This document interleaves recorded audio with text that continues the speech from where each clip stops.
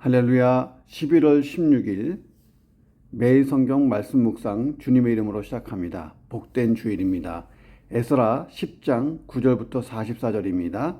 오늘은 에스라 마지막 본문을 봅니다. 유다와 베냐민 모든 사람들이 3일 내에 예루살렘에 모이니 때는 아홉째 달 20일이라 무리가 하나님의 성전 앞 광장에 앉아서 이 일과 큰 비 때문에 떨고 있더니 제사장 에스라가 일어나 그들에게 이르되 너희가 범죄하여 이방 여자를 아내로 삼아 이스라엘의 죄를 더하게 하였으니 이제 너희 조상들의 하나님 앞에서 죄를 자복하고 그의 뜻대로 행하여 그 지방 사람들과 이방 여인을 끊어버리라 하니 모든 회중이 큰 소리로 대답하여 이르되 당신의 말씀대로 우리가 마땅히 행할 것이니이다. 그러나 백성이 많고 또 큰 비가 내리는 때니 능히 밖에 서지 못할 것이요 우리가 이 일로 크게 범죄하였은즉 하루 이틀에 할 일이 아니오니 이제 온 회중을 위하여 우리의 방백들을 세우고 우리 모든 성읍에 이방 여자에게 장가든 자는 다 기한에 각 고을의 장로들과 재판장과 함께 오게 하여 이 일로 인한 우리 하나님의 진노가 우리에게서 떠나게 하소서 하나 오직 아사엘의 아들 요나단과 디과의 아들 야스야가 일어나 그 일을 반대하고 모슬람과 레위 사람 삽부대가 그들을 돕더라. 사로잡혔던 자들의 자손이 그대로 한지라. 제사장 에스라가 그 종족을 따라 각각 지명된 족장들 몇 사람을 선임하고 열째 달 초하루에 앉아 그 일을 조사하여 첫째 달 초하루에 이르러 이방 여인을 아내로 맞이한 자의 일을 조사하기를 마치니라. 제사장의 무리 중에 이방 여인을 아내로 맞이한 자는 예수와 자손 중 요사닥의 아들과 그의 형제 마세야와 엘리에셀과 야릿과 그달랴라. 그들이 다 손을 잡아 맹세하여 그들의 아내를 내보내기로 하고 또 그 죄로 말미암아 순양 한 마리를 속건제로 드렸으며 또 임멜 자손 중에는 지금부터 계속 나옵니다. 21절 하림 자손 중에는 누구 22절 바수을 자손 중에는 그 다음에 23절 레위 사람 중에는 24절 노래하는 자 중에는 25절 이스라엘 중에서는 바로스 자손 중에서는 26절 엘람 자손 중에서는 27절 삿두 자손 중에서는 28절 베베 자손 중에 29절 바니 자손 중에 30절 밧 모압 자손 중에 31절 하림 자손 중에 33절 하숨 자손 중에 34절 바니 자손 중에 쭉 나오고 43절 르보 자손 중에 44절 이상은 모두 이방 여인을 아내로 맞이한 자라. 그 중에는 자녀를 낳은 여인도 있었더라. 아멘. 자, 오늘 본문을 봅니다. 자, 이 본문의 내용이 이런 거예요. 에스라의 개혁운동이 어떤 것이었는지에 대해서 다루는 9장, 10장 중에 마지막 부분을 다루고 있습니다. 10장 1절부터 5절에서 우리가 뭘 봤냐면 에스라의 회개 중보기도에 자극을 받은 포로 귀환민들이 통회하고 개혁을 맹세하고 하는 부분을 다뤘습니다. 이어서 이스라엘의 개혁을 위한 예루살렘 총회를 소집하죠. 그리고 에스라의 개혁 조치가 발표되고 백성들이 어떻게 반응했는지에 대하여 오늘 본문이 다룹니다. 그리고 이방 여인을 아내로 취한 자들을 다 조사한 사실, 그리고 에스라의 개혁 조치에 따라 이방 아내를 공동체에서 내보낸 자들의 명단을 다루고 있습니다. 자, 이런 내용 가지고 본문을 묵상해 봅니다. 첫 번째, 완전한 순종은 모든 환경을 초월하는 순종이라는 것입니다. 예루살렘에 모인 사람들을 향해서 에스라가 말하는 거예요. 너희가 범죄하여 이방 여자를 아내로 삼아 이스라엘의 죄를 더하게 하였으니 이제 너희 조상들의 하나님 앞에서 죄를 자복하고 그의 뜻대로 행하여 그 지방 사람들과 이방 여인을 끊어버리라. 그러니까 어떡합니까? 모든 회중이 큰 소리로 대답해요. 당신의 말씀대로 우리가 마땅히 행할 것이니이다. 자, 에스라의 명령에 무조건 순종하겠다는 것이에요. 자기들의 죄를 깨달은 자로서 당연히 해야 될 일이 이런 순종입니다. 자, 그런데 사실 이스라엘 자손들의 이러한 단호한 결단은 결코 쉬운 일이 아니에요. 행하기에는 어려운 일입니다. 자, 이스라엘 자손들이 하나님의 율법을 몰라서 이방 여인을 아내로 맞았을까요? 예, 그것만은 아닙니다. 그렇지 않아요? 이스라엘 자손들이 이방 여인과 결혼하고 또 그로 인해서 우상을 섬기기까지 한 것은 율법을 몰라서라기보다는 상당히 정략적인 것이에요. 정략적인 것. 자, 예루살렘과 유다 땅으로 돌아왔어요. 귀한 자들이. 사실 당시 그곳에 정착하여 살던 이방인들, 주변의 이방인들 숫자에 비하면 상당히 적은 숫자였잖아요. 상당히 적은 숫자가 돌아왔어요. 주변의 이방인들은 훨씬 많은 숫자예요. 자, 그런 가운데 그들이 그 땅에서 살기 위해서는 당시 그곳에서 정착해서 살던 이방인과 돈독한 관계를 유지하는 게 상당히 절실하고 중요하다라고 생각했을 것입니다.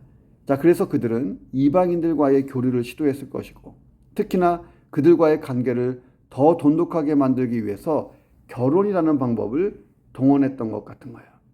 이것이 당시 고대 사회에서 흔히 있어 왔던 평화 유지의 방법이었던 것입니다.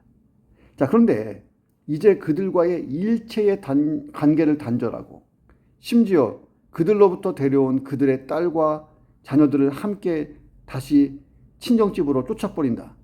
야, 이것은 전쟁 나요, 전쟁. 그들 스스로 심각한 위기를 초래할 수 있는 큰 정치적인 어떤 사안이었습니다.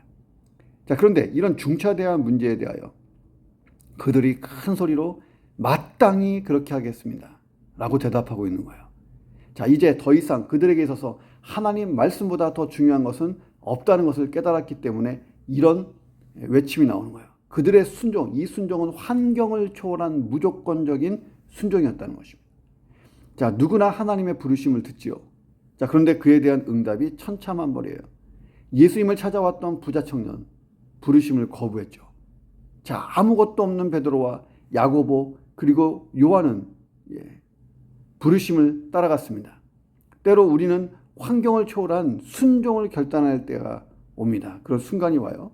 자, 우리의 믿음이 절정에서 평가되는 순간이 뭐냐? 환경을 초월해서 순종할 수 있을 때예요. 당시 이스라엘 백성들의 이 순종은요, 가슴 아픈 일을 감당해야 됐어요. 헤어져야 되잖아요.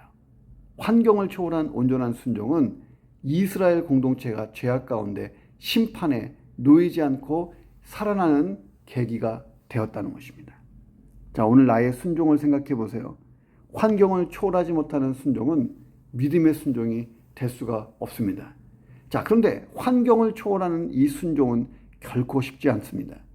자, 그래서 우리가 항상 주님 앞에 다시 마음의 무릎을 꿇는 거예요. 내 힘으로 되지 않기 때문에 그렇습니다. 아직 순종하지 못하는 것이 있다면 기도하세요. 하나님, 내 힘으로 되지 않아요. 순종할 수 있는 믿음 주십시오. 그런 아침 되기를 주님의 이름으로 축원합니다. 두 번째, 죄는 인생의 모든 슬픔과 고통의 원인이 됩니다. 모든 슬픔과 고통의 원인이 아담과 하와 이후로 죄에서 오는 거예요. 죄는 우리가 마음의 평안을 누리지 못하게 짓눌러요. 9절 보세요.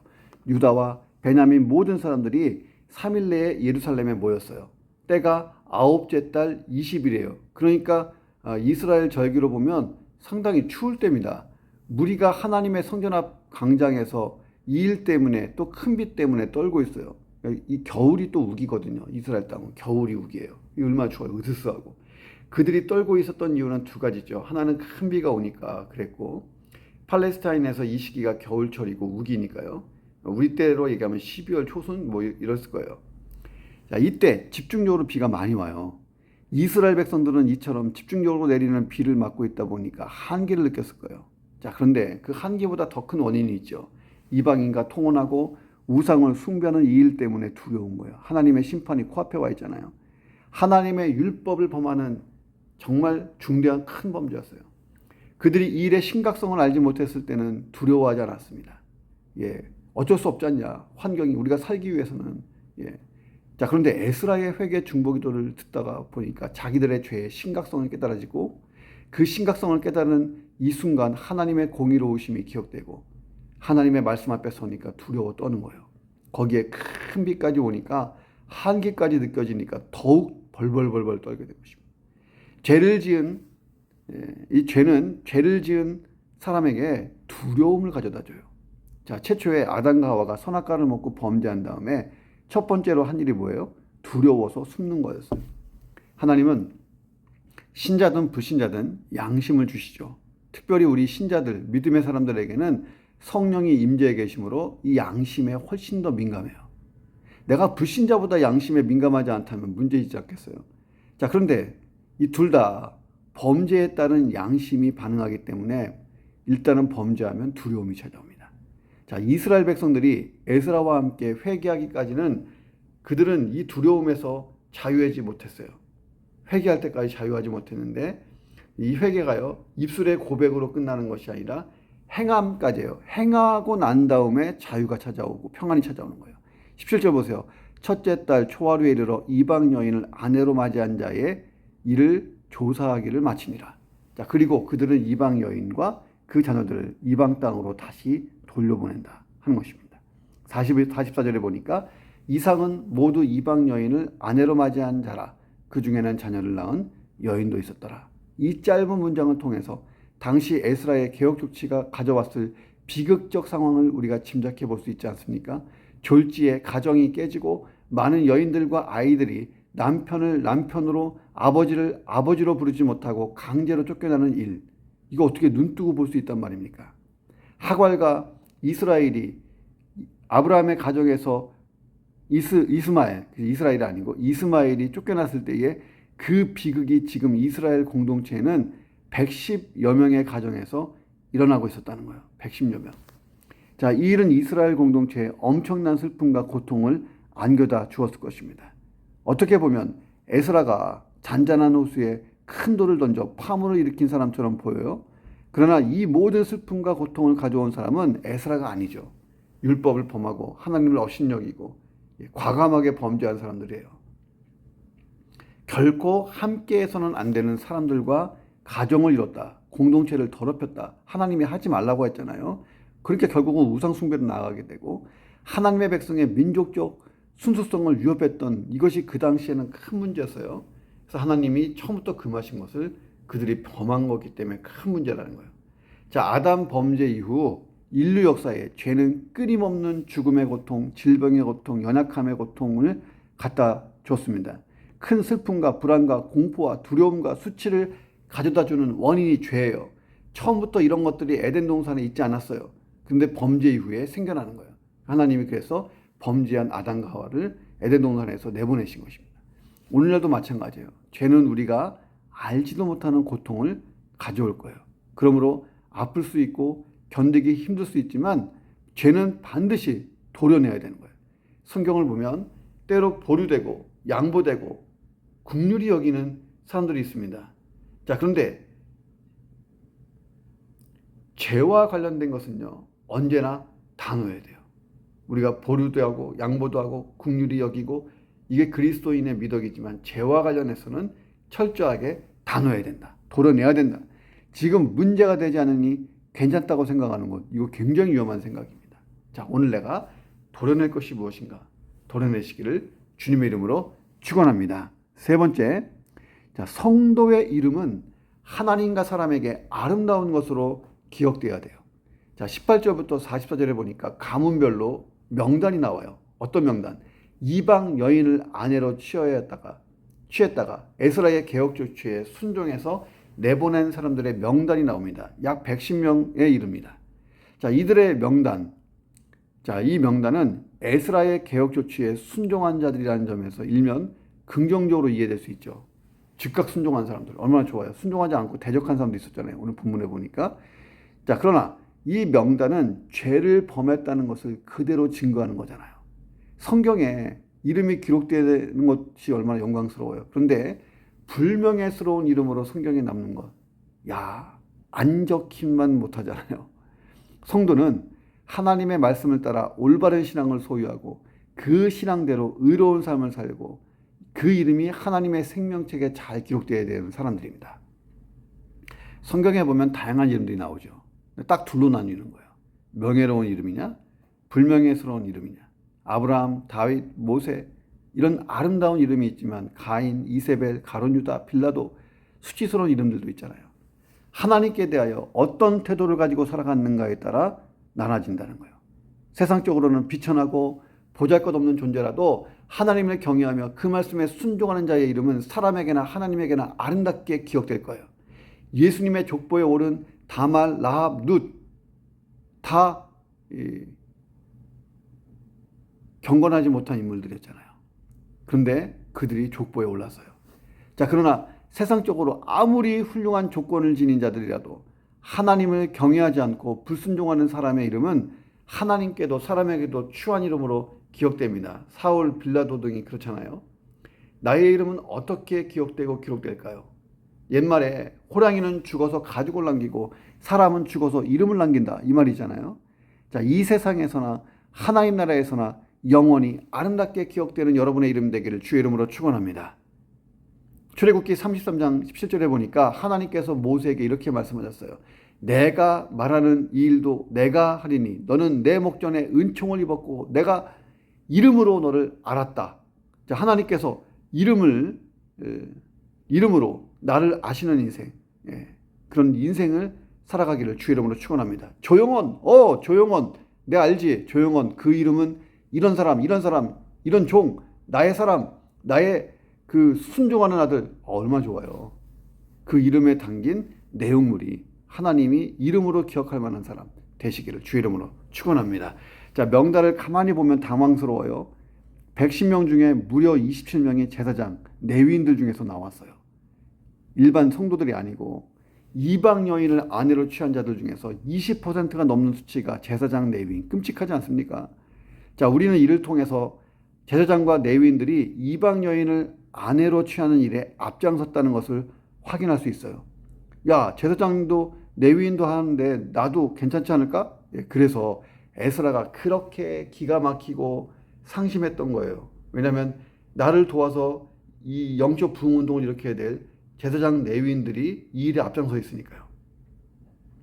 종교 지도자들의 타락이 곧 공동체 전체의 타락으로 이어지는 것은요, 너무나 자연스러운 일 아니에요? 자, 우리가 지도자면 더욱 깨어 있어야 돼요. 모세는 하나님이 주신 능력으로 큰 권능을 행했던 영광스러운 사람이에요. 이스라엘 역사에 모세만한 사람이 없잖아요. 자, 그런데 하나님께서 반석을 명하여 물을 치라고 할 때에 말로 명령하면 끝인데 순종하지 않고 지팡이로 홧김에 그냥 반석을 2번이나 쳐서 물이 터졌잖아요. 그가 행한 놀라운 일에 비해 사소한 잘못이에요. 자, 그런데 그가 가나안 땅에 들어가지 못합니다. 모세의 위대한 업적과 그의 간곡한 요청에도 불구하고 하나님이 허락하지 않으세요. 직분자는 그 영광만큼이나 책임 또한 막중하다 하는 것입니다. 막중하다. 그래서 야고보가 얘기했어요. 많이 선생되지 말라. 선생 되기를 힘쓰지 말라, 그 얘기가 아니라 선생님의 책임의 막중함을 이야기한 거예요. 오늘 내 삶은 나 혼자만의 삶이 아닙니다. 나는 누군가에게 나침반이 되는 거예요. 제사장 레위인들이 이방 여인을 취하는 모습을 보고 담대해져서 함께 범죄하는 백성들을 보세요. 오늘 내 삶이 선한 나침반이 돼서 사람들에게 방향을 제시해 줘야 되지 악한 나침반이 되지 않기를 주의 이름으로 축원합니다. 기도하겠습니다. 하나님, 순종하려면 환경을 초월하는 어떤 상황 속에서도 말씀 그대로 신속하게 순종할 수 있는 온전한 순종되도록 역사해 주옵소서. 죄가 모든 슬픔과 원인의 고통의 원인이 됩니다. 어떤 죄라도 하나님 도려내어 내 인생의 슬픔과 고통의 원인들이 사라지게 도와 주시옵소서.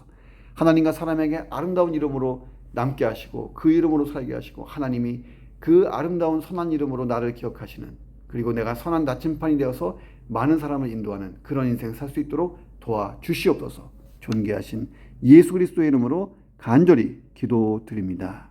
아멘.